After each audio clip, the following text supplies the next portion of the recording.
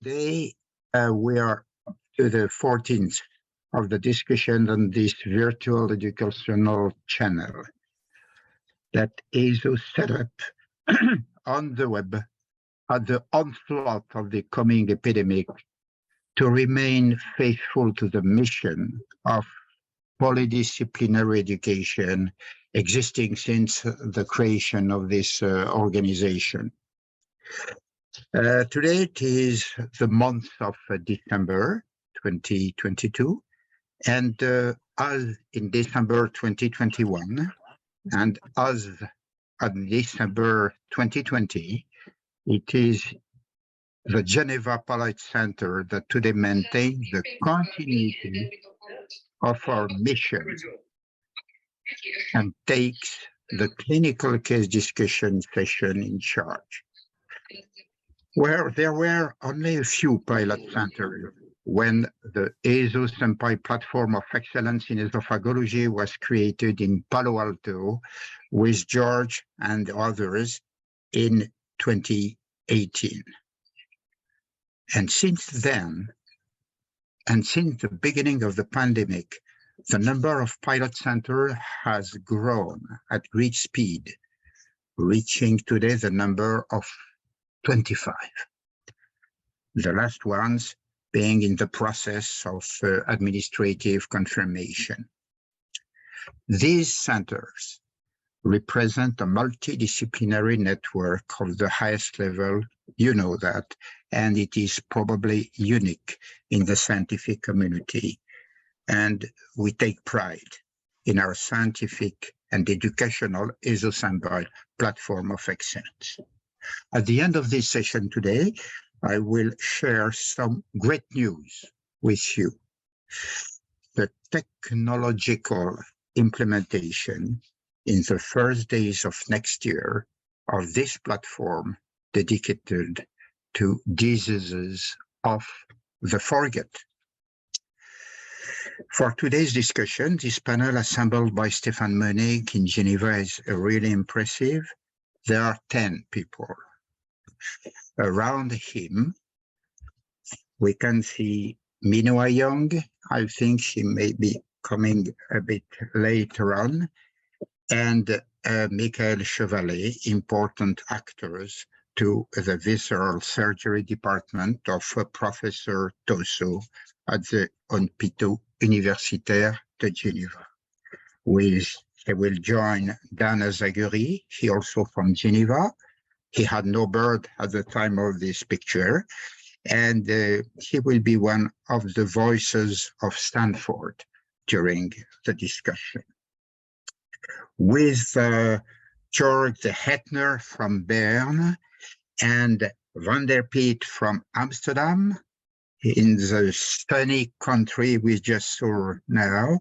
Here are also the panel, 3 actors of the recent EFS Congress in Belgrade, present on the web on the video of announcement of this Congress that you can see on the web. Alexander Simic, that will be there, Sebastian Chopman, and Beat Müller, precedingly in Heidelberg and now in Switzerland.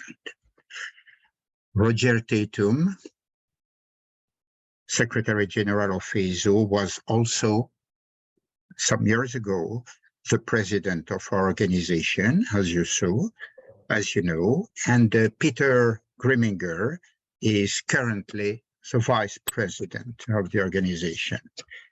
Peter Grimminger and Caroline Granier, a surgeon in Bordeaux, they represent in this panel 2 other pilot centers, the one in Mainz with Peter Grimminger and the one in Bordeaux with Caroline Granier.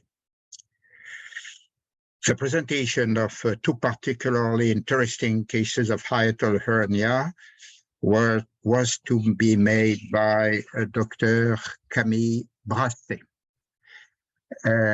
She is a young surgeon very active in the team of the Geneva surgical department, and Professor Mönig told me that he hoped Dr. Brasset would stay a long time in the Geneva department with the other surgeons.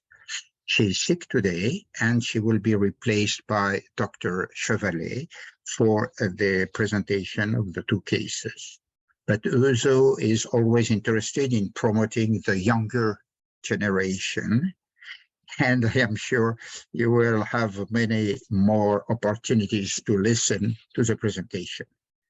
You see, we're going to attend, I hope also you to participate in a very exciting discussion.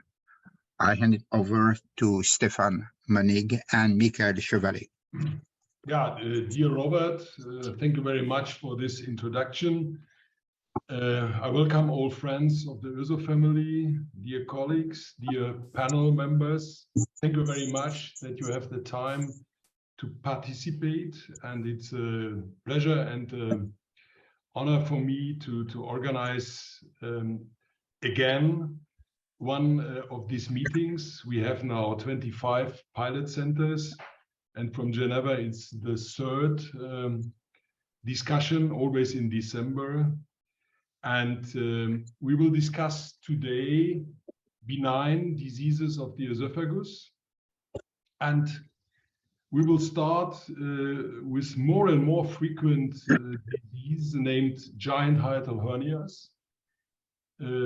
I have never operated so many symptomatic hiatal hernias, giant hiatal hernias than this year.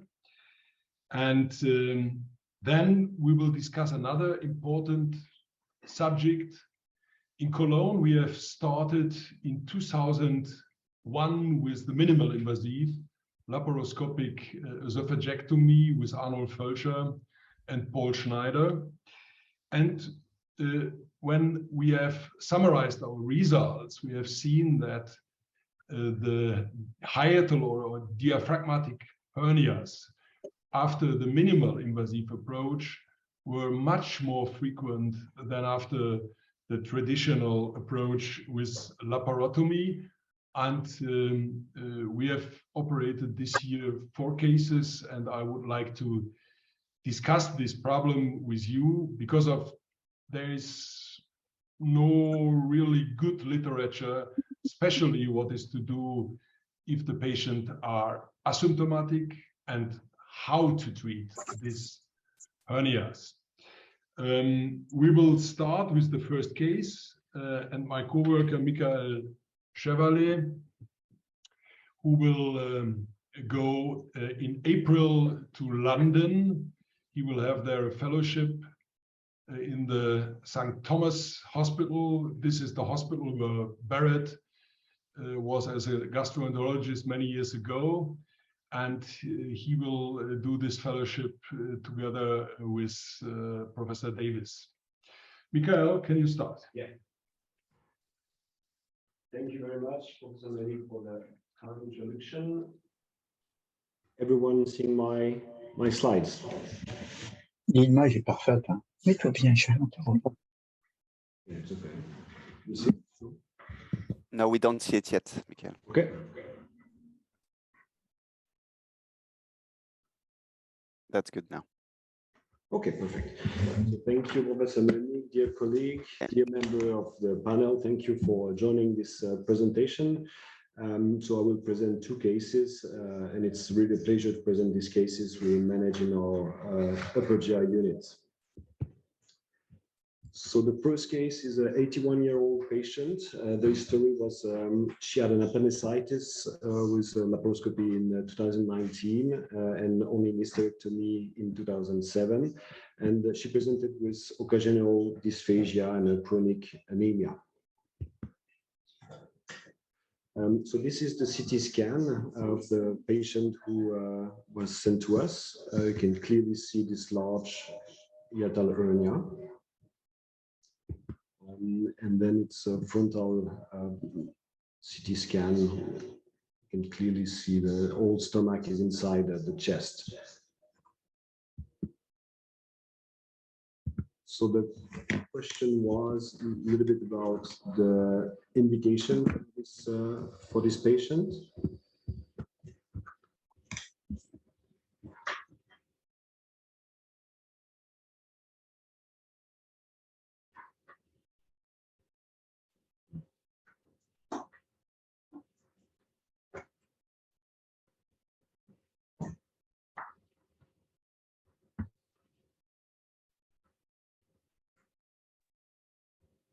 Mickaël, we can't hear you very well. Can you speak a little closer to the microphone Yeah. and then probably repeat your question, because I'm not sure we. And is it possible to close the mic, just the mic?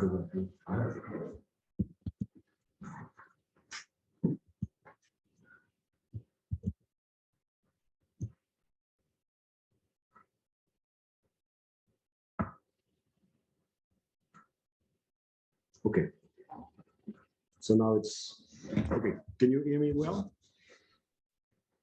You're still a little faint. C'est mieux, mais pas très fort. Hein. Si on peut augmenter le son, ce serait certainement préférable. Oui. Alors, je vais parler un peu plus fort. Voilà, très bien. Donc, so the epidemiology of hiatal hernia, it's almost 80% of the patient with upper tract examination, and the giant hiatal hernia definition is at least 30% of the stomach inside the chest. So it represents almost 5% of all hiatal hernia. For the indication of the surgery, we always should ask ourselves, should we fix it, and is the patient a good candidate? For symptomatic, it's quite clear the symptoms will only worsen with the time. And if you find yourself in an urgent intervention, it's really not in a good condition for the patient. For patient with, we have a patient with more and more life expectancy. So if you see a patient with giant hiatal hernia with 65 years old, according to the literature, there is almost 1% per year of incarcerated hernia. So you can ask yourself, should I treat this patient or not? The preoperative workup, we always do the gastroscopy. That's clear, mandatory for the patient. It defines the hernia size and type. It can help see the esophageal length and visual the anatomy. There is a Barrett or and have a biopsy also of the region. In our case, there was clearly the hiatal hernia, no ulceration, and the biopsy was normal. This is the ill classification also by all gastroenterologists. They always look at in the retrovision to see if the gastroesophageal junction is normal or not. And in the grade 4 with giant hiatal hernia, it's clear that there is no more competency of this region. EGD transit is also mandatory in our practice. It helps diagnose the conformation, estimate the length of the esophagus, and sometimes you can see if there is a dysmobility on the esophageal part. To confirm that, there is the manometry, so the high resolution. It helps you find out if the esophagus has the strength to overcome a wrap. So if you're planning to do a Nissen, you want to be sure that the esophagus will have enough strength to pass through this wrap. Otherwise, you will have a dysphagia clearly. So it helps planning your surgery. For the pH metry, that's questionable. If the reflux is the main indication, you need it, so you can see if clearly the hiatal hernia is the problem. If the indication is the dysphagia or other symptoms, probably you can omit it. The type of surgery, laparoscopic versus minimal invasive versus open.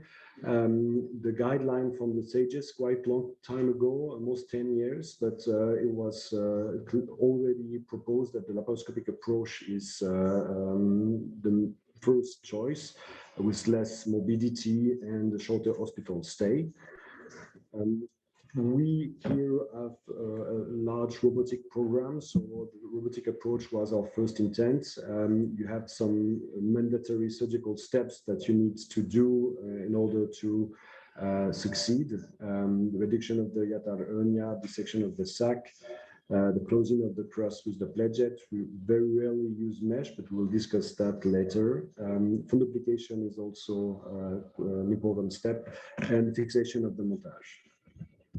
Positioning, we use first look at 13 centimeters from the delivery process, and then we space our trocars in between 8 centimeters to position the robots.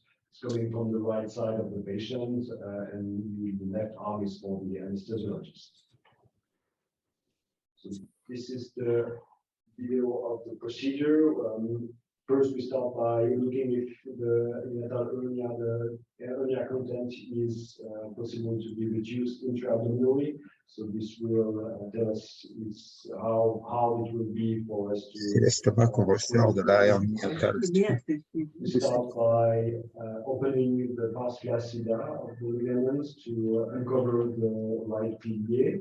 And then this dissection of the sac is really important. That's what will give you the length necessary to bring back the junction intra-abdominally and help you succeed in the surgery. This is the sac, which is completely dissected.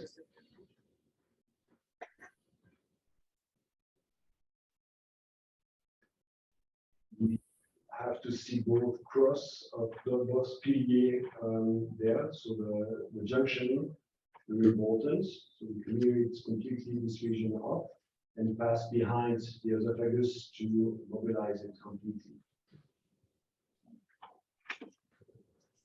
Stefan, do you want to, can you remute yourself? It picks up your microphone, and then we hear Michael much less when you're unmuted.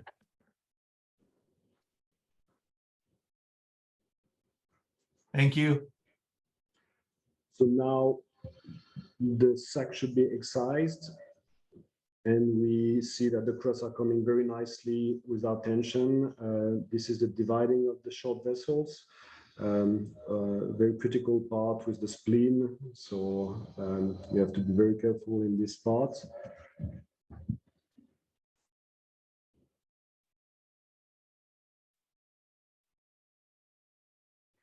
And the closure with the pledget and the non-absorbable sutures. We always put a bougie inside the esophagus to have a place there and avoid dysphagia. In this whole patient with fragile tissue, we did not want to risk any damage there. There was dysphagia and the first symptoms and no reflux, so we decided for door fundoplication. In that way, we have no risk on the esophagus, and we can cover it very nicely. And this is the end result. There is the mochette. Now about the minimal invasive approach, so laparoscopic versus robotic. So it's effectively, as we have seen, but technically demanding. The robotic has really, you can have a 3D vision. The raised movement of freedom are very better and superior than the laparoscopic part. Actually, there is one study comparing both techniques. This is a Swiss study from Basel. The RADA study, they have included giant hiatal hernia and compare robot versus laparoscopic repair. You can see that the demographic groups are quite similar. There is no difference. And they have seen that the surgery duration is much more higher in the robotic part. And you can see it's a little bit of difference. Some don't do the fundoplication in the robotic group, and they always reinforced in the mesh group for the robotic parts. The conclusion was there was no difference in overall short-term complication rate, and the recurrence was also similar. there is 6% in the robotic case and 0%, but it was non-significant. So the conclusion was that robotic and laparoscopic are equal. And it's quite the same in other studies. This is another study from Germany, also larger operation time in the robotic group, but the outcomes are the same. And this is the three main studies. It's also saying the same. So short-term results, robotic or laparoscopic, it's equal. There is only one that I found. This is a US study who have compared for hiatal hernia repair. They had 70% of large hiatal hernia, and they have found that the robotic has less complication in the postoperative care, and actually they had more redo in the robotic group. So maybe there is a trend in for the robotic, and we will see more and more papers coming for the robotic approach. We have seen the important steps. It's also proposed by the guidelines by the SAGES. Excision of the sac, the fundoplication is also should be performed. Which type of fundoplication? I will love to hear from the panel what they are doing and what are their recommendations about that. Gastropexy, we fix the montage also to the cross. And the big debate and the big question also for the panel is about the mesh. The SAGES propose that the use of a mesh permits decrease in short-term recurrence rates. That's quite said in the literature, but for the long-term follow-up, there is not much more evidence, and it's not very clear if you put a mesh or not, if you avoid or not the recurrence. These are the options for the reparation of the cross. It can be from simple pledget until relaxation incision on the right cross. Avoid bridging, that's advocated by most authors. So you should close the cross and put a mesh on it, but not bridge the cross because it will erode your esophagus. And actually, we have seen two cases in Geneva with catastrophic consequences of mesh. They were placed by other clinics, but we received them here, and we had to perform 2 esophagectomies, which is a little bit extreme when you think that the first indication was hiatal hernia. Short esophagus, you need 3 centimeters of intra-abdominal esophagus to succeed in your surgery. Before it was quite, we were quite afraid for this short esophagus, but in the end, in our experience, it's very rare. Probably with the use of antacids, there is no more the axial shortening by the esophagitis. So if you do a good mediastinal mobilization and you resect the sac, in our experience, you can obtain the 3 centimeters with no problem. Our postoperative care are thoracic radiography to exclude any pneumothorax, mixed food for 2 weeks, and we follow up our patient only clinically. The recurrence rate is quite high in the literature also, from 5 to 50% in the long term, so at 5 years, but most of the time it's only anatomic recurrence in the studies, and it's minimally symptomatic. Our patients are mostly elderly patients, so probably you can cure them from their symptoms, and the recurrence will not affect them as before. So for the conclusion of this first case,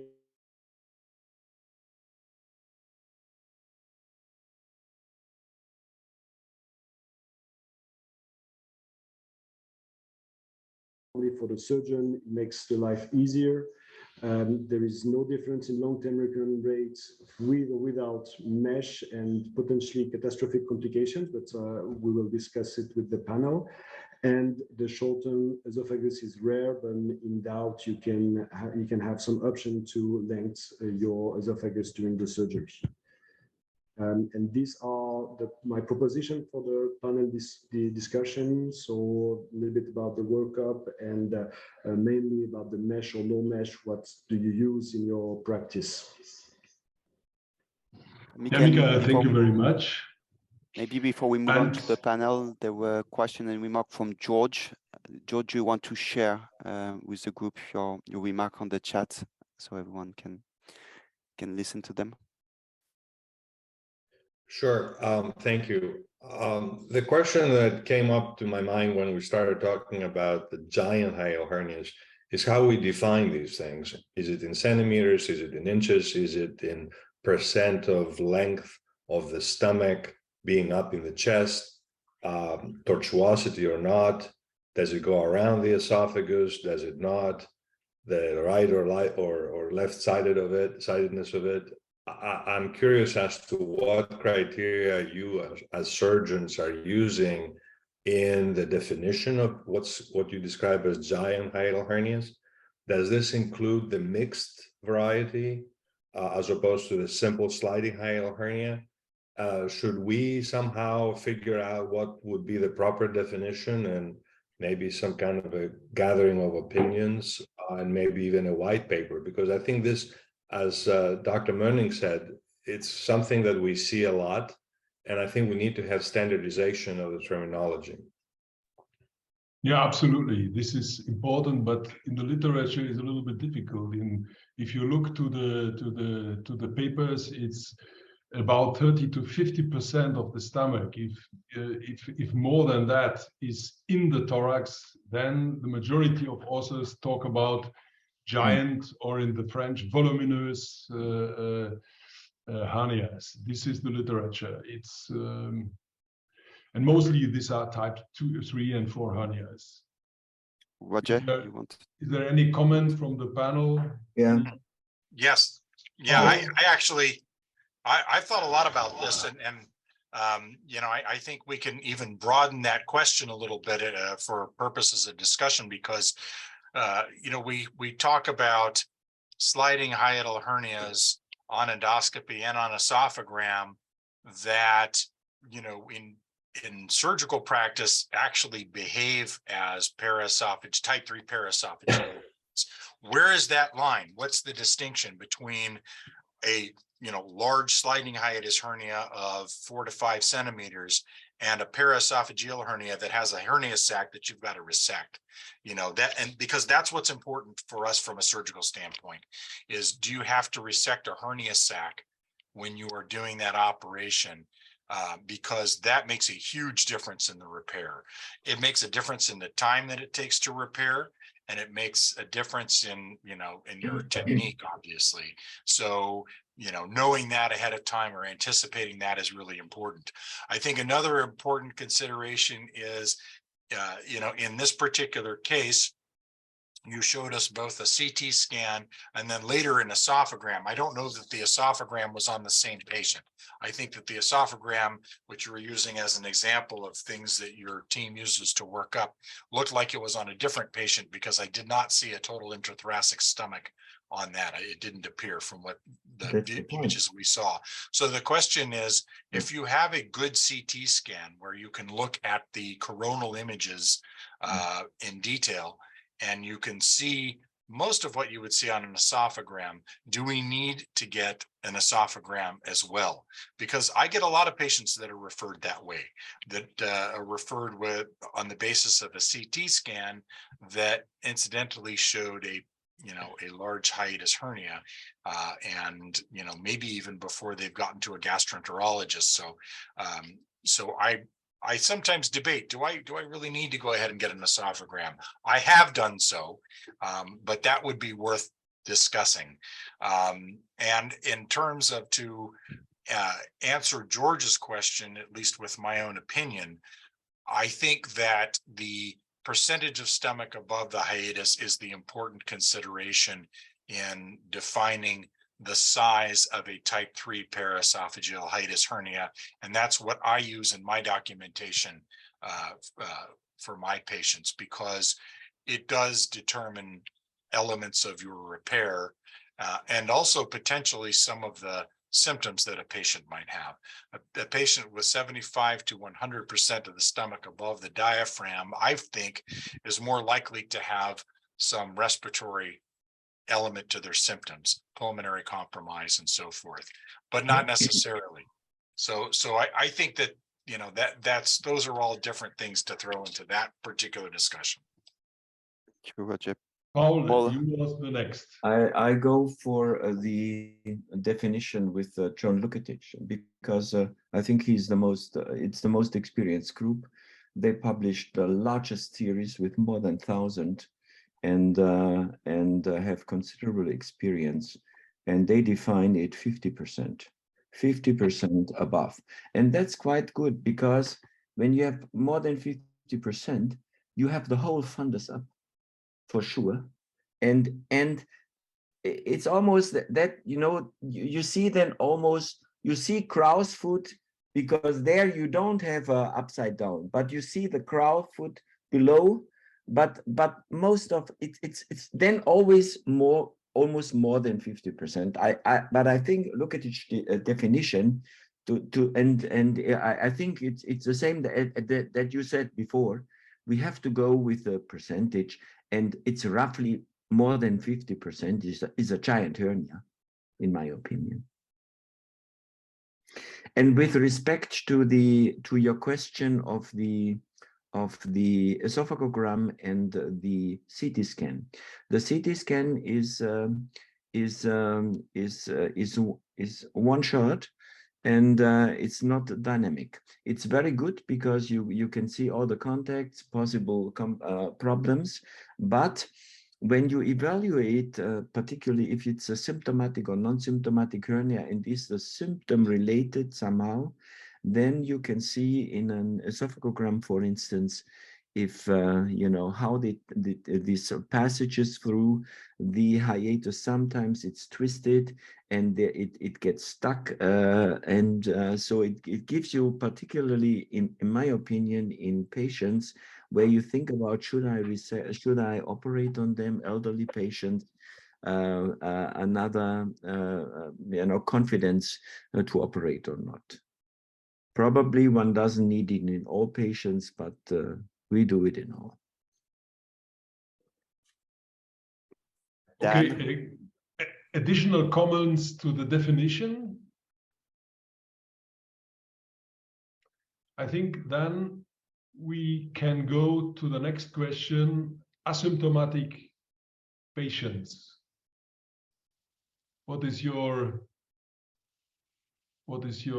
opinion? Should we go for surgery if they have this very large, more than 50% of the stomach inside, and they are not really symptomatic? Stefan, I wanted to maybe add also, so you know, to Roger's point, and to first of all, I think you could, to answer these 5 questions, I mean, we could use the rest of this webinar and, you know, another 3, and we would still debate on many of these questions amongst, if you look at the panel on this call, I think they could be a lively discussion just talking about, you know, should we use a robot, should we wrap or not wrap? So I think the sort of 3 things I wanted to add. One question, and when we get to the fundoplication type, is should you do a fundoplication or not at all? And I do think that in certain cases, that's something to consider as well. In terms of the definition, I wanted to throw a little bit of a, you know, crazier idea that to see if others have sort of the same experience. But I do think that age of patient comes in into the definition in a sense. You see that these sort of large periesophageals,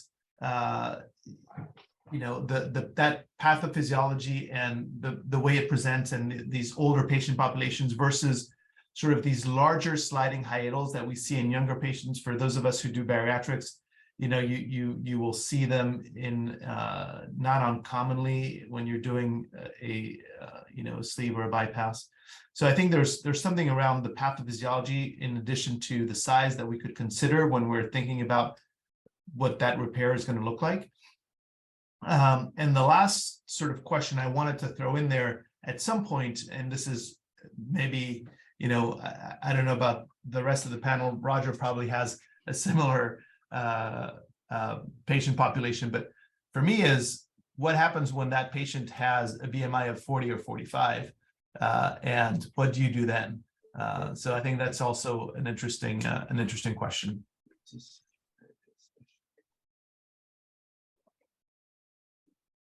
Some comments? Hiroshi? Thanks. Greetings from Boston. This is Hiroshi.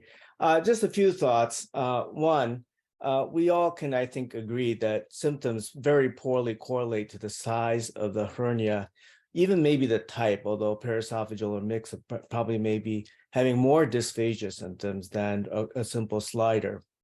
That said, I think that in the setting, and my own view that I wrote in the chat was really that it is important to look at not just the extent of the symptoms, but which. That is it more an obstructive picture with dysphagia, or is it more a reflux symptom, even if it's silent, such as a pulmonary complication or largely volume reflux rather than the classic heartburn? So when we take this into account, then the workup is somewhat distinguished, really because the barium swallow that you mentioned can show that peristalsis, which would be important to show to make sure that you're not doing a wrap or an inappropriate operation on a person who may be achalagic or have aperistalsis, such as in scleroderma, who, by the way, can often present with pulmonary findings. So there are some workups that have to be patient-tailored. And I believe that a symptom approach has to be really not ignored. I also made a comment on the chat, the importance of a retroflex endoscopy, which is often not done by gastroenterologists. And that is because when you're retroflexed with a very patient full insufflation, it can even reveal smaller paraesophageal hernia. I realize this is giant talk, but nevertheless can reveal that may be ignored in patients with dysphagia. So I fully agree that an endoscopic evaluation with a careful retroflex view with full insufflation puts us in a unique situation that no radiologist can do, because we can truly inflate the stomach as with a big meal, but not enough that can be attained during just Valsalva by a radiologist. Comments to this point? I completely agree with the last comment, and I recently attended a meeting here in our hospital where Inoue was this Japanese endoscopist surgeon was invited, and he presented a lecture on functional endoscopy. And they did very, very smart examinations to see, endoscopy findings, extent of reflux, symptoms. It's very interesting. Maybe we can invite him to present this data to us, because I think it's very interesting, and that's exactly what you point out. You can see a lot during endoscopy. Yeah, very interesting, Paul. Next question was, what's about robotic? What's about the laparoscopic? Laparoscopic, everyone knows there is a big experience. Now we have more and more the opportunity with the robot. We have good experience from oncological diseases, from the stomach, from the esophagus. We have experience, very good experience from the bypass surgery. Minoa has a big experience with that. And what is your behavior to this? My feeling is that it's with the robot much easier. The vision is excellent. The sutures on the hiatus are much easier, and the dissection of the sac is easier, and you see the nerve excellent, and all these things. Many advantages. You can see the pleura. And it's very rare that you have a problem with that, even if you have a hernia with the whole stomach inside like a football. Stefan, do you start with with the reposition of the stomach, because it was shown in this presentation, and I find it sometimes easier to start with a dissection of the sac and then retract everything once it's completely loose. How about retraction with a robot? Are you afraid to make? But tears? this was only to demonstrate that it's a very big hernia, you know. So I have a couple of maybe points / questions. I still do these entirely laparoscopically. My partner does them almost exclusively robotically. You know, the biggest difference is that his cases take longer than me, and he contends he feels better physically after doing it robotically than I do laparoscopically, which is fair. I think that is entirely fair. You know, I very much appreciate the data that was shown, you know, because showed several different aspects of the comparison. But the one argument that I might make is, you know, a couple of you have said, including you, Stefan, that the visualization is better with the robot. You know, because I come in on his cases and I've sat at the console on some of his cases and, you know, done individual parts of it. I don't routinely do robotic surgery. I would not, with our scope system, which is the Olympus Endo-Eye system that we use, I wouldn't say the visualization is better with the Da Vinci system. I think the visualization is just as good with the Olympus platform with a 30-degree 5mm scope, actually, that I can get up way up into the hiatus when I need to. So that is one thing I don't know. Depending on the laparoscopic system platform that you're using, I don't know that is better with the robot. And what do you mean? Just an opinion.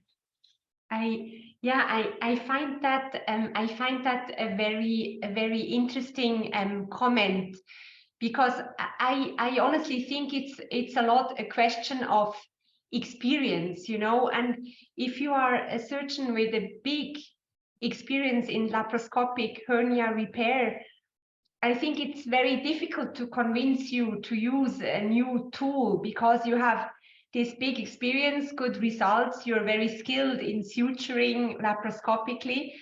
And I think the hiatal hernia repair is laparoscopically so well developed that it's extremely difficult to find a benefit of the robotic approach if you are doing very well laparoscopically.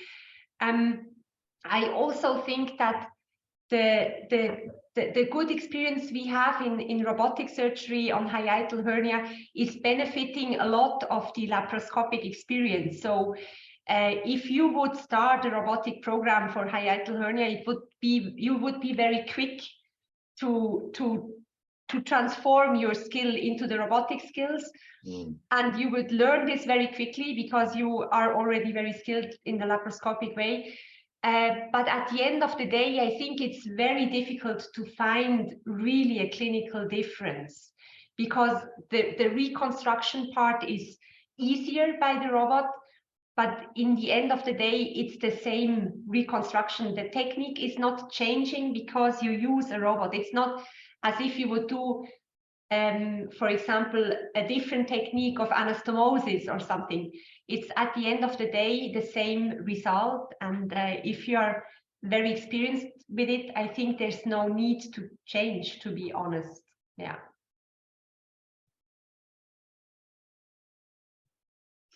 I don't know if there are other experiences or. Roger, you have done the robot? So I have never done a robotic case start to finish. I've done parts of it. I've come in lots of and you know, into lots of my partner's cases who's doing them. You know, and he learned, he has a lot of experience with laparoscopic repair as well. And again, I'm not trying to say that laparoscopic is better. I'm not saying that at all. No. I think it's been pretty well demonstrated that they're equivalent in terms of outcome. And it would be hard to argue otherwise. I think that Dr. Jung's points are excellent. You know, she summarized it very well.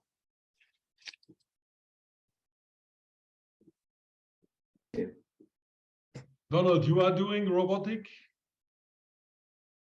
Hiatal Yes, hernias? yes. So we use the robot for almost 15 years now.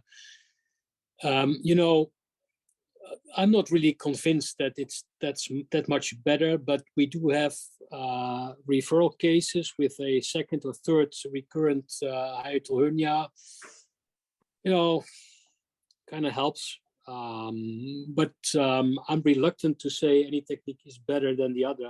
I completely agree with Stefan concerning the visualization, that if you have a good endo eye, you can see a lot as well. My main concern is the dissection of the recurrent hiatal hernia. That's really difficult, and you can do a lot of damage to the esophagus and the nerves, and that's where the robotic may be helpful, but it's anecdotal. So we use both techniques, but I'm very happy with the laparoscopic technique that I've been doing for a long time.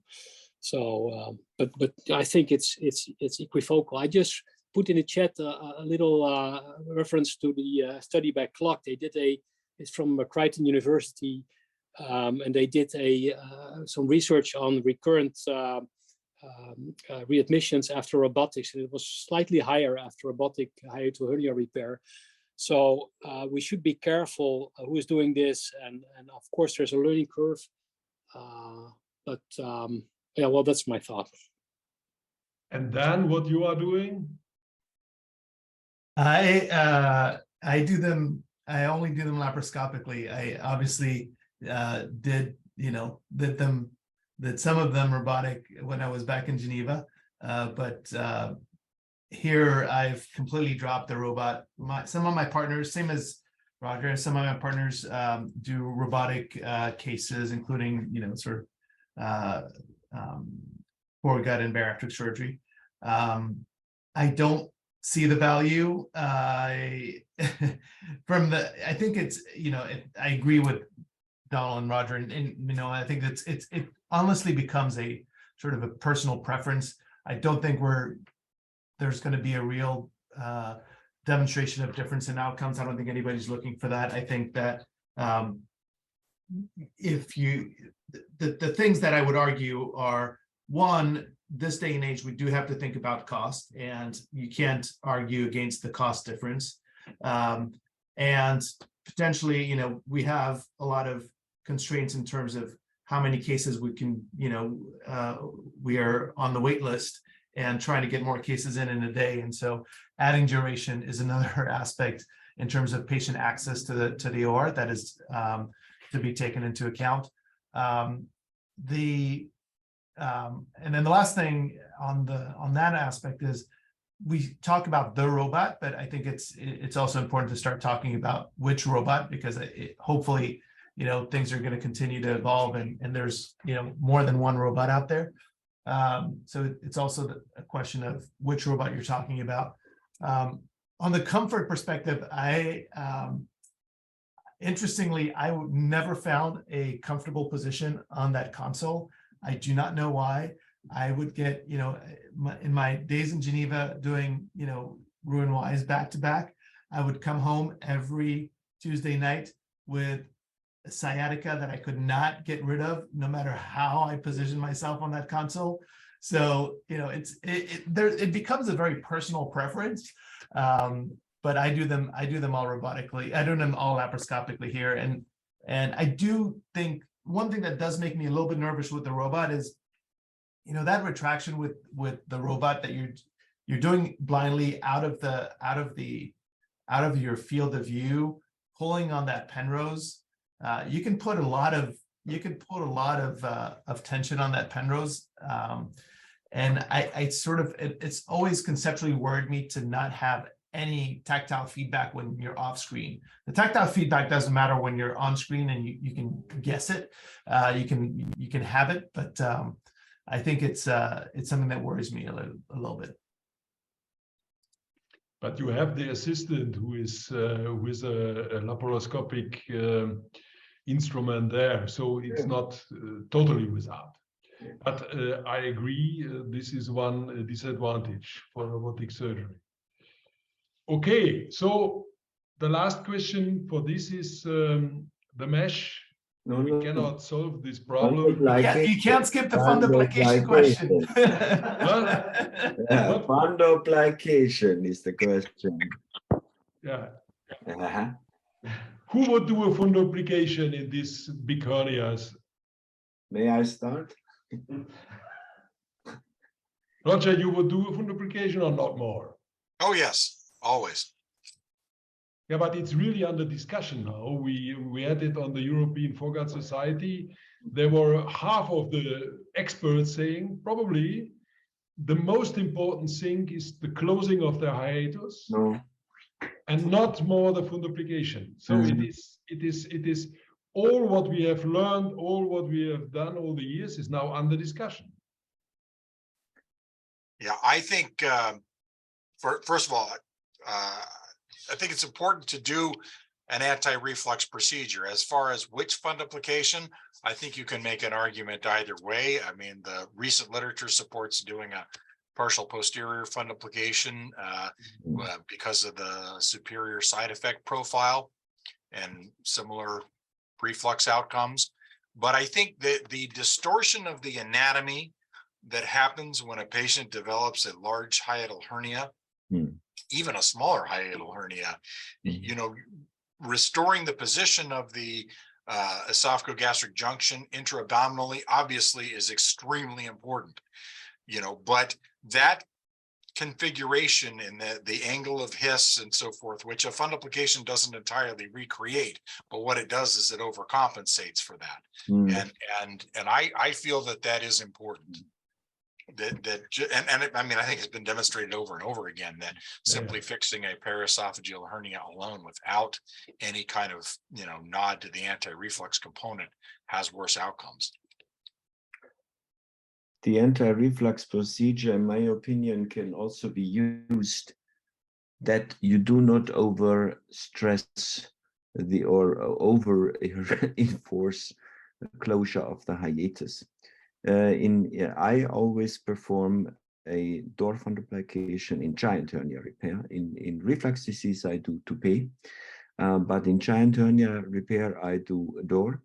And the reason for that is, in my opinion, that the posterior stitches are enforced and they are more secure than the anterior ones.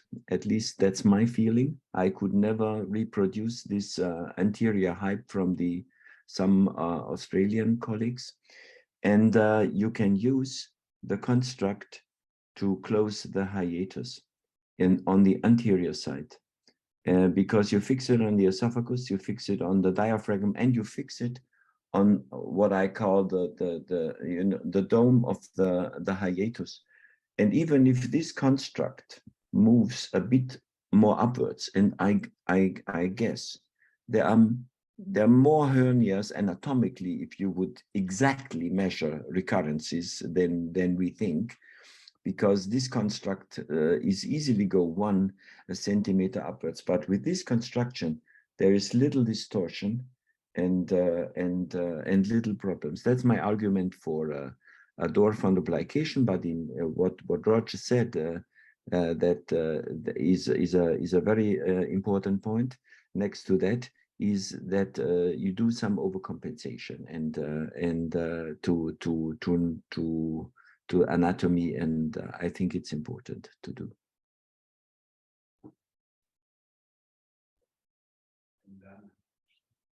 Okay, so done. Yeah, I apologize. I have a hard stop in a few minutes. But I just to throw it out there, I came from a school where we did fundoplications all the time, and you know, Mary Hahn here has a pretty different experience, and so it's, you know, it's been bleeding over into mine. But do you have a, you know, 85-year-old frail little old lady, you know, with this motility, comes in with obstructive symptoms? Would you really wrap that person. It's purely, and to think to Hiroshi's point, she's purely obstructing, right? It's purely a volume question, never had reflux in her life. And she has, at least some signs of dysmotility, if not, the dysphagia is clear, but you don't know what it's from. So first I do no Nissen. All the years not. I've changed it totally. And I had many discussions with Olivier Hubert, you know him very well. But he has seen some toupees and okay. So I do no Nissen. And if there is absolutely no reflux, and you describe this case, and we would do a door, and it's the same arguments Paul Schneider had. It fixes and it makes not the problems which you can have.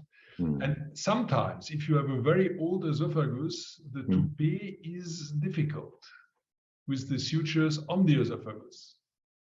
And that's why what we've done, what I've done here lately is in this specific patient population, right? The pretty, advanced aged, symptoms are obstructive, and potentially some dysmotility. Then you fix it and do a gastropexy, not at the hiatus, but you do sort of a lateral gastropexy, and that's it, no rep at all. And so just to throw it out there as another option. So I think this is possible, but the evidence is for all these things. It's always personal feeling. Yes, this is exactly what my opinion is too. What Stefan said is true. We all have our experiences, and then we stick to it. If you have good results, we stick to it. I would immediately tell you, but I have no problem with my toupee, with my door. It's not a Nissen. It's not a toupee. A toupee, if it wanders upwards in a larger, it creates more problems than a door. Than a door up front. That's at least that's my experience. So we all have our personal opinions on that, but of course we have to be sure that this has nothing to do with evidence. It's just a personal experience, I think. So I would say we go to the next case. Mickaël? Yeah. Done. Have a good operation. Thank you. Happy holidays. Come to Geneva. I will.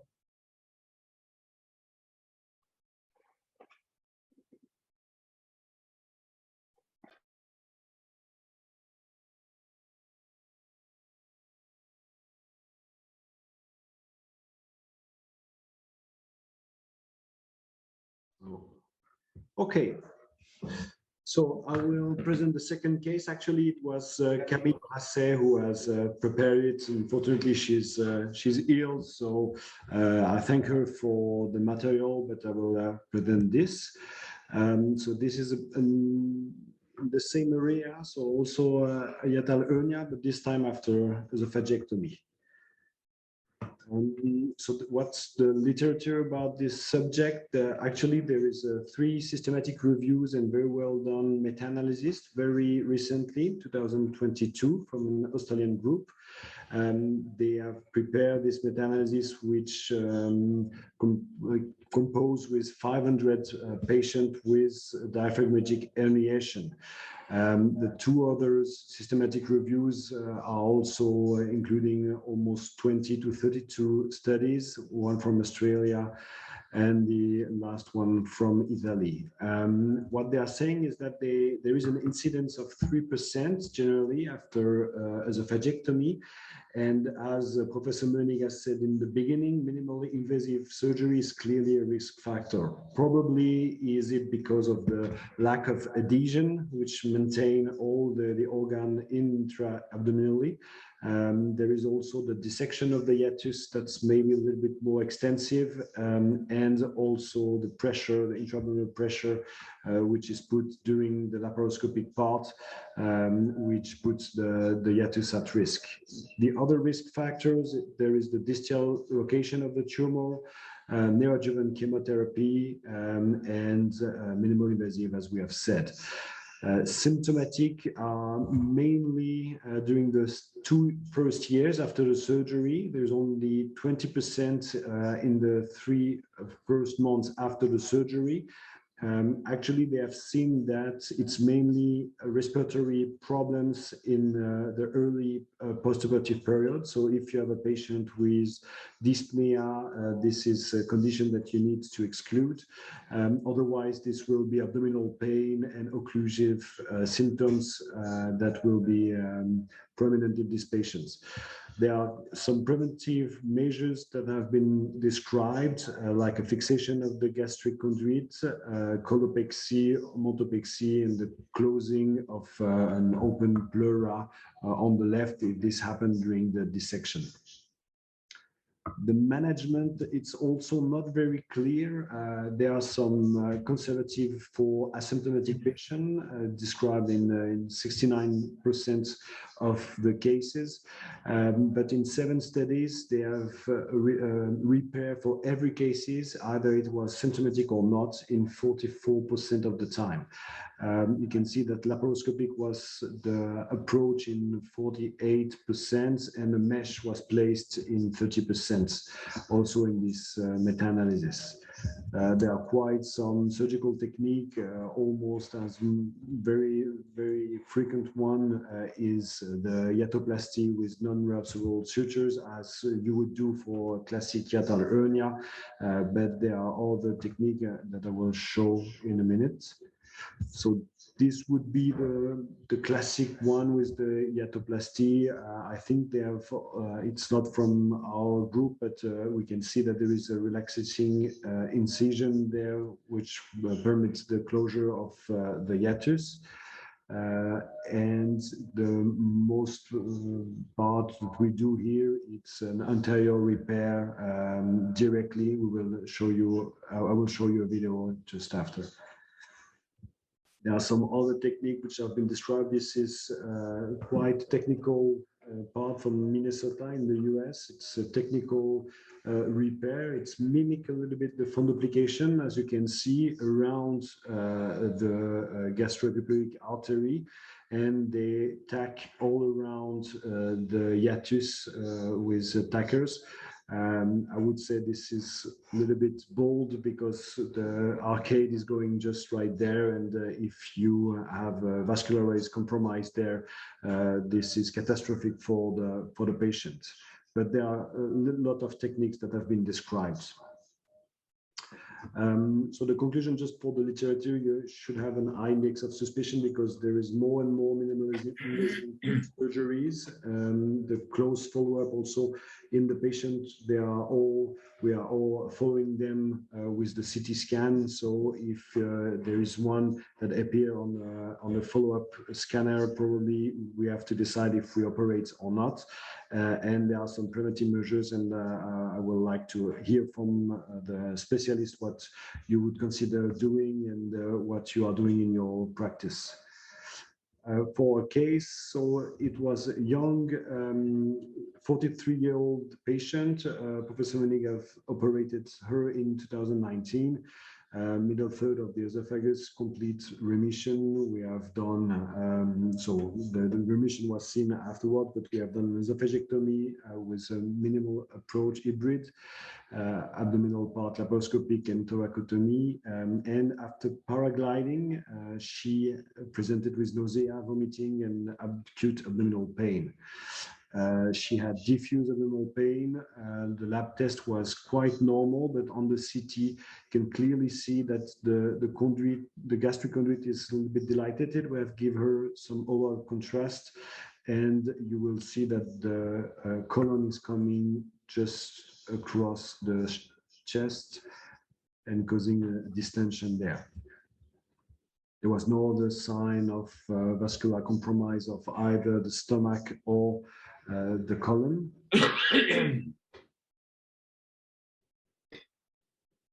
And this is the frontal scanner, which also shows the colon there.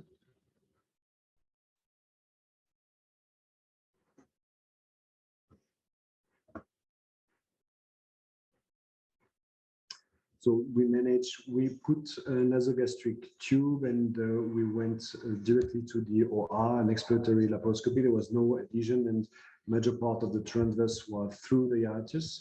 There was no ischemia, no necrosis, and we closed directly with the etibo and pledget as we would have done for hiatal hernia.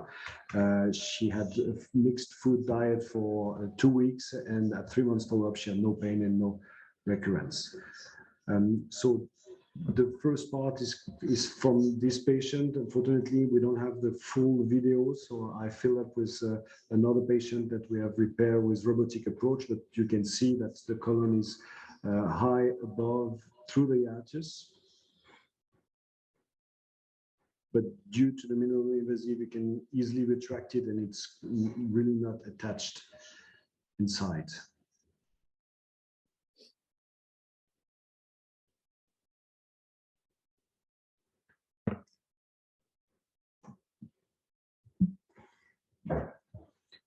And this is for a planned surgery, another patient with this diaphragmatic herniation, and we have closed it in the same way with non-absorbable sutures with pledget.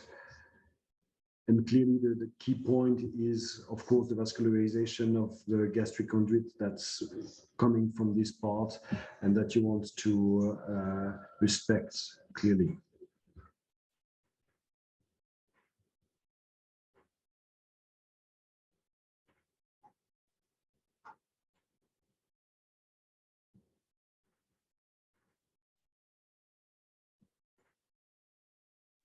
You put 3 stitches and the result was good.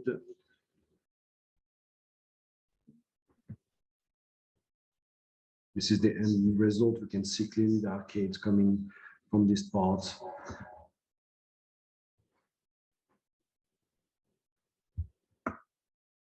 So the discussion for the panel is what about asymptomatic patients? If you find out that there is diaphragmatic hernia on the follow-up CT scan, do you operate them or do you follow them until they are symptomatic?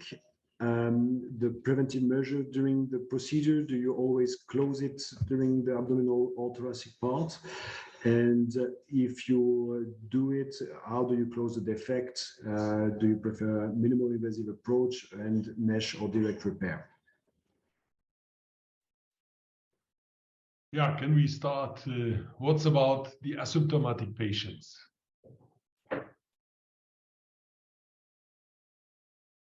Paul, what is your opinion? Oh, you know, I mean, you see them. It's a difference if you have an acute hernia after esophagectomy in the first 2 days, you know, after operation. This is an emergency, and this is we did not see that in the last 7-8 years, but in the beginning of the minimally invasive surgery, we had these cases. This disappeared. So this is has something to do with the learning curve. But the other thing is we see patients in the follow-up, and we do good follow-up for years, and then we see after 3-4 years we see the colon moving upwards, you know, maybe in front of the conduit a bit, and then you ask, I always ask them, and if anything changes, and if they have no symptoms, I leave it. But I inform them that there is a hernia, and I inform them about that if there are symptoms of hernia in carceration, which they cannot miss if you inform them, because it's they will immediately know what happens, and then you have to tell them they have to come immediately if this happens. But I don't do it I do not do it prophylactically. No. And Sebastian, what is your opinion? In Would you- asymptomatic, and it's difficult to judge in what asymptomatic symptomatic cases. but Would in you do asymptomatic something, or would you say, okay, we do the yearly scanner from oncological reasons, and that's it? Well, I personally have become more aggressive than going to a surgical solution due to some stories or some patients we had that had necrosis of the small bowel there. Generally, I think there's two kinds of patients developing symptoms. There's the one that develop very fast and spontaneous symptoms, I think, and not having real problems, but developing those symptoms very fast. I think those are the ones you have to do surgery on very fast, very quick, because this is the ones that might have strangulation, that might have problems up there. And then this is the patient we just heard, develops those symptoms very slowly. And when you do control after 3 months, you see it's getting a little bit bigger, the hernia, and maybe there's a little bit more of this small bowel up there. I think this is the patients where you can be a little bit more defensive in going for surgery. But generally, I have changed my concept a little bit concerning, or in the direction being more aggressive and doing more surgery on those patients. What we also saw is that due to the fact that there is very little evidence that removing the left, opening the left pleura and removing the ligament there is not really sensible for oncological reasons. Since we stopped that and we try to preserve the left pleura by doing the abdominal thoracic approach, we have experienced that much less. So maybe this is also something that can avoid even. Would you do something preventive? No. When we saw in Cologne that the frequency was going up, Arnold Fulcher has done some stitch in the hybrid, so laparoscopic the stitch, and he has done a novel and then put it in the thorax, and after the pull-up, he has done the suture. Yeah. I'm not sure that this is the one stitch procedure. What do you think? This one stitch procedure that gives you maybe a good feeling, but I don't think it's useful. I agree. He told me the same, and I agree. Yeah. I don't think. I just don't think. I don't do it. But Paul, what you are doing? If you have first of all, the last commenters. I mean, you can dissect within the left, in the lower mediastinum, not opening on the left side. That is surely an advantage. If it happens, of course, it's not a problem. And also be conservative in the dissection. Do not, do not resect when we started laparoscopically, I was very aggressive. I cut the right diaphragm, the cruise, and so on. I was a bit, because we did it also in open surgery, but open surgery is different from laparoscopic. You have to be more careful. Careful dissection is my point. Second point, I take as much omentum as possible. And the third point is what I do, I don't know if this works. I have no randomized trial, but I exactly position the antral reservoir. I mark it at the, on the third branch of crow's foot. There I enter. And the antrum is placed below the diaphragm. Only the tube, which is 4 centimeters in width, is going upwards. And then I fix the antrum from the chest with 3 stitches in the hiatus, and I place as much omentum upwards as possible to fill it up. I don't know if this I have. It's just the way I do. Is there any tip for cure these hernias, or is it only suturing and that's it? Well, I don't even do a hypoplasty in most cases. If it's a big hole, I do. But I think the best thing is the colopexia. So I do this. Is a good point. Yeah, I do mainly colopexia. This works very good. Yeah. And I think But it's it's the almost best way always- just to close it. And this is what I wanted to ask you, because it's almost always the colon, if that goes up. Yeah, if the small goes up, it's different. But it's even in those longer cases that I observe, it's always the colon somehow. It's And the Sebastian, how you do it? You take a non-resorbable suture, or Yes, I take a non-resorbable one and I hex the colon like a curtain in front of the hiatus. And yeah, you don't have recurrences after this. We even thought about doing this in the primary to avoid it, but you know, it's tricky and it takes like half an hour, 3/4 of an hour if you want to do it in a good way. So we don't do it in a prophylactic way, but when we have this, we just tear it down and we do the colopexia. It works perfect. Yeah. Yes, good point. other experience with colopexy? Roger? Well, I have to admit to not having experience with this. The only hiatal hernia after esophagectomy referrals that I have seen thus far have been very few and far between, and it's almost always a radiologist assuming that the stomach isn't supposed to be where it is because they don't really know the history of the patient.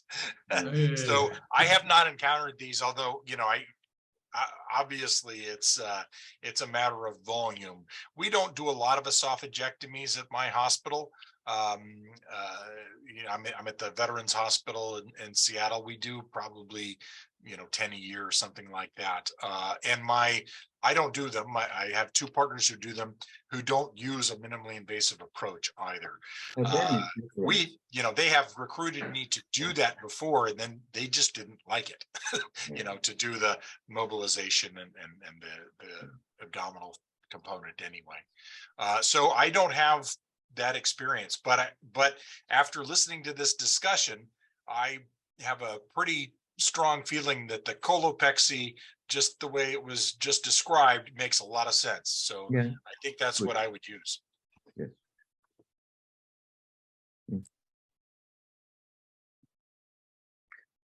Yeah, thank you. There was one question from George. Are you buying risk for worsening gastroparesis when you do these hernia repairs? Do you mean in the giant hernias, or either one? And the reason I asked the question is because you raised the issue of doing something on relatively asymptomatic individuals, and by doing so, you may be doing something iatrogenic on top of whatever is happening. And I wonder if all these manipulations that are done surgically could have implications in gastric emptying with bile reflux, or you know, gastroesophageal bile mixed with acid reflux, etc. Yeah, if you operate a giant hernia, yes, it is always at risk that you can have a problem with the vagal nerves. Right. This is very important not to have. My feeling was, and this was what Minoa said with the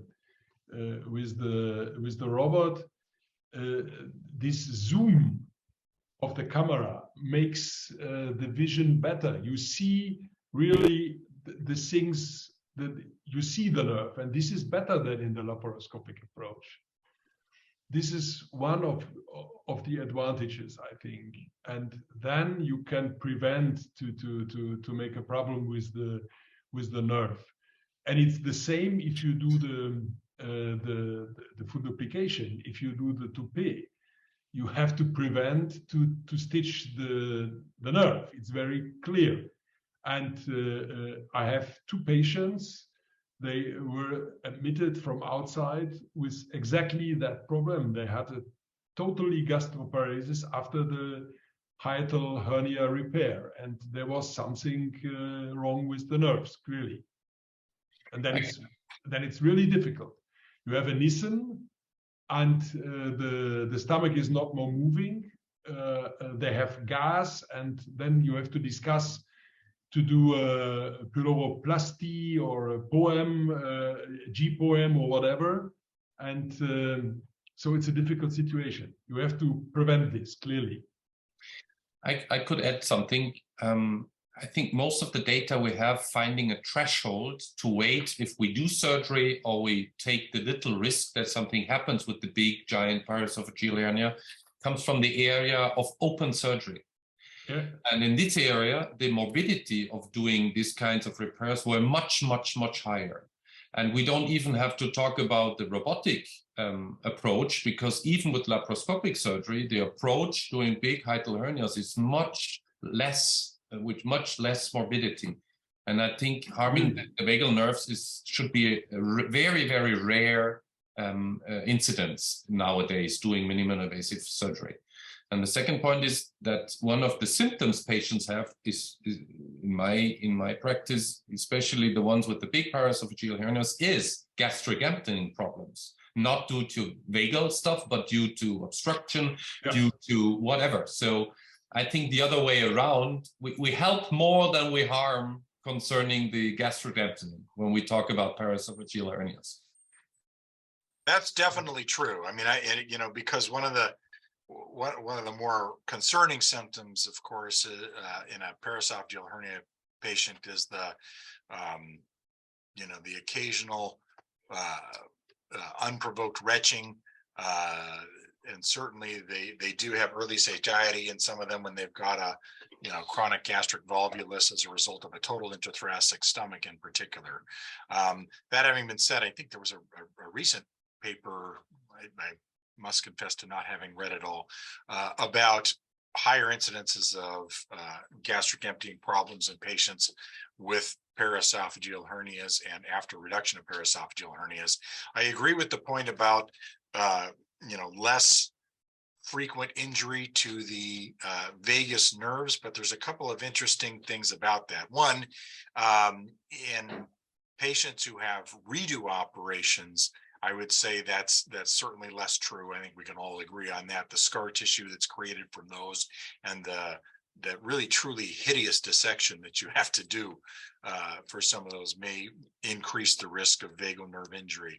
The second is, and this was not a perfect study by any means, entirely retrospective, but my colleagues at the University Hospital here at University of Washington in Seattle published a paper back in about, I think it was around 2004, about actually dividing the vagus nerves in a short esophagus situation as an alternative to doing a cholecystoplasty, and really had no adverse outcomes in those patients as a result of dividing the nerves. They didn't have increased gastric emptying problems, contrary to popular belief. Not all of those patients had a anterior and posterior vagotomy, but many of them did. It was a relatively small series of patients, I think a total of about 33 patients or so over several years' time. But it was sort of an interesting take on that.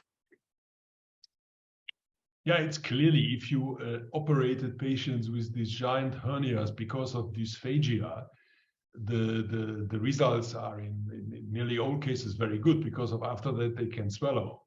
And so this is a very clear indication. And even if the patients are very, very old, it's a good indication. Clearly. Going back, yeah. And I would like to make one other point, going back to an earlier discussion that we had a few minutes ago about anti-reflux surgery in these patients. And the point was brought up that many of these giant paraesophageal hernia patients don't have reflux.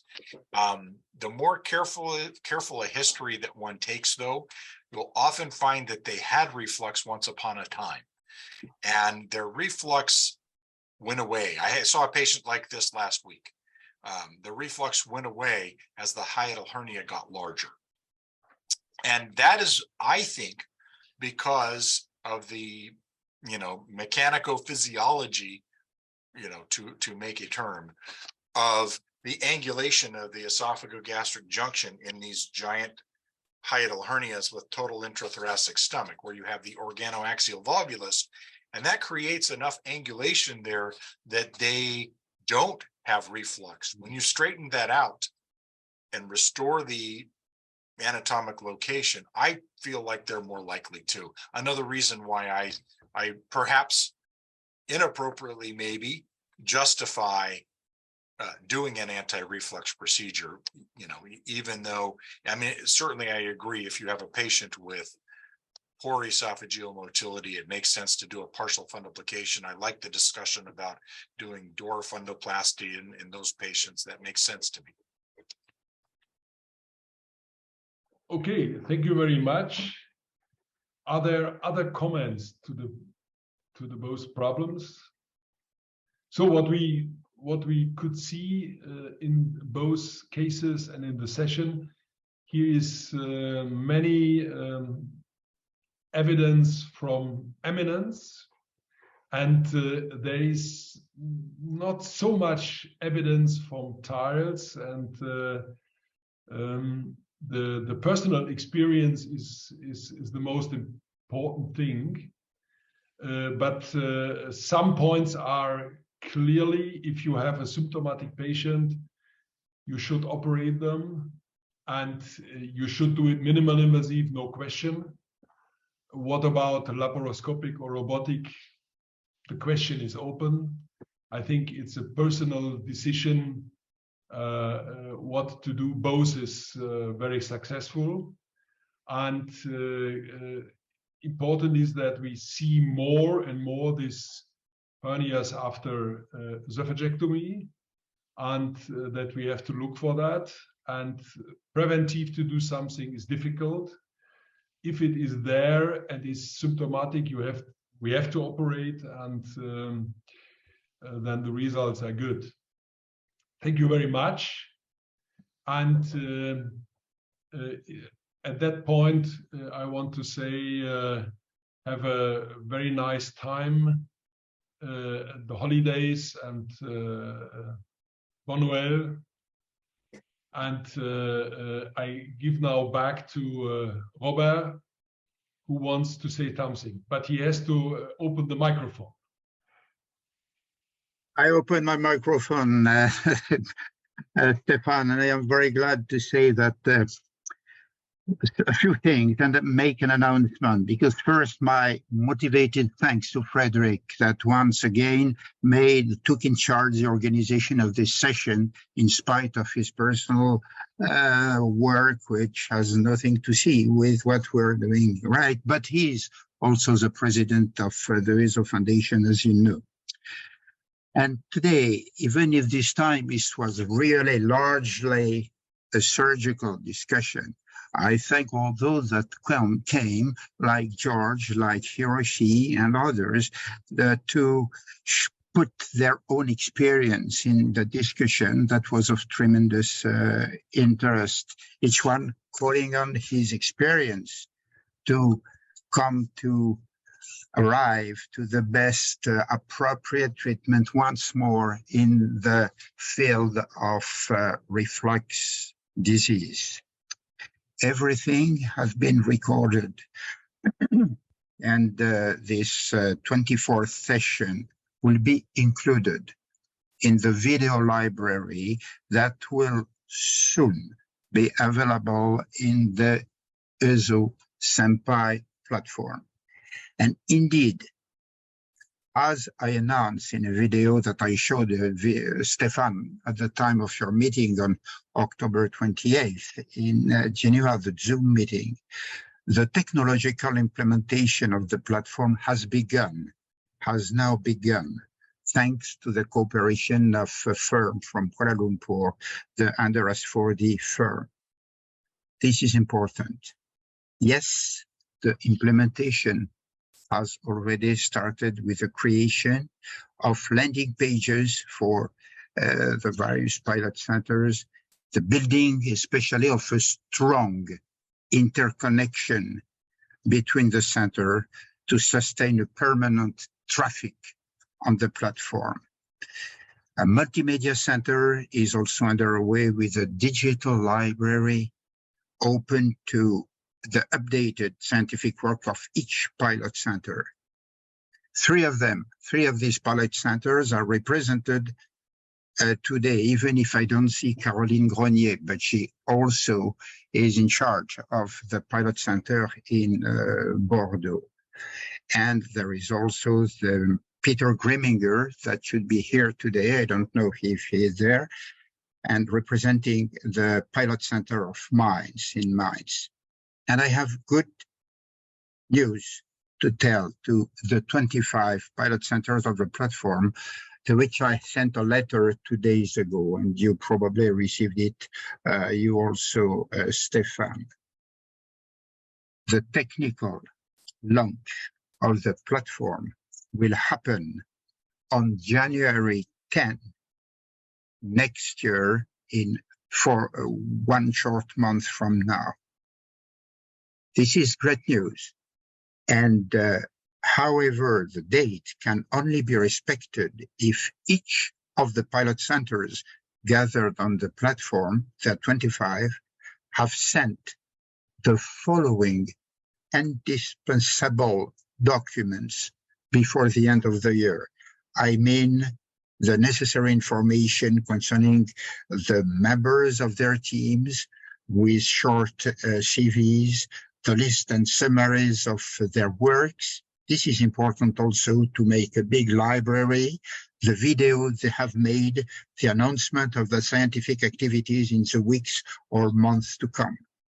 And such an implementation, I think, will propose an opening toward the new possibilities offered now by the state-of-the-art technology, which is mastered by the Andreas 4D company, with the use of new intercommunication techniques and artificial intelligence for the scientific work that will be shown on this platform. And the date of January 10 may be recognized as a kind of a milestone in what we did on the road when we did on the road that ESO has traveled, with the difficulties we encountered altogether and the efforts needed to overcome them. So may I also add that with this technological launch of the platform, the ESO Foundation, which is domiciled at the University of Geneva, in close cooperation with the Pilot Center of Geneva, will have a powerful tool to implement a large training and exchange program of fellows as well for trainees. I think that we have a fantastic tool in our hands now, and the date of January 10 will be that of the opening of the launch, the technical launch of this platform for the advantage of all the pilot centers that are already on the platform. And you know that we're going to welcome many other and many more. For instance, one will be certainly welcome with the presence of Paul Schneider, that contributes to our discussions every time, and I think we would all welcome his presence. And we have a telephone conversation which is scheduled when our common agendas could be shared over the phone. So to close today's session, I have 4 words that can be a kind of a motto, I think, for our members. All together, I see Roger, who made the personal comments and made the presentation of our videos. I would say all together in ESO, let's blaze the trail And it is what we're doing today. And I hope that January next year, the launch of the platform will be a big event that we will share with all the pilot centers, and we make an interesting announcement, I hope, on the web. And I will speak with you, Stefan, and with other representatives of the pilot centers to know how we must best publicize such an event next year for the platform and from the work of the ESO. The next meeting will be probably, will take place in January, probably on January 11. It will be held at Stanford, and it will replace the one that had to be cancelled because of technical and difficult complication that came at the time of the beginning of this platform. Thank you all for your presence, and I hope my message would be conveyed to people around, and especially those representing the pilot centers today, so that your colleagues will understand that they have a short time, but a time that would be of the greatest importance to offer to the Anderes companies a possibility to really make a concrete work, are they prepared to do, with the latest technical opportunities that are offered on their side. And you know that they are used to the organization of big events, such as the Asian Pacific Digestive Week, the yearly Congress of the Paris Society in Asia and Australia. And they are quite ready to cooperate with us on a day-to-day activity. Thank you, everyone, for again, and thank you, Stefan, for the organization of the December case, which will be now a habit that will be certainly very much look forward, but even before December next year, I'm sure. Thank you for your cooperation and that of your team. And we wish the best also to Camille Brasset, who is somewhere in her home. She's sick, but we know that she will cooperate with the organization of all the data that we wish to send to Anderes as soon as we can for the launch of our pilot center. Bye-bye. Goodbye.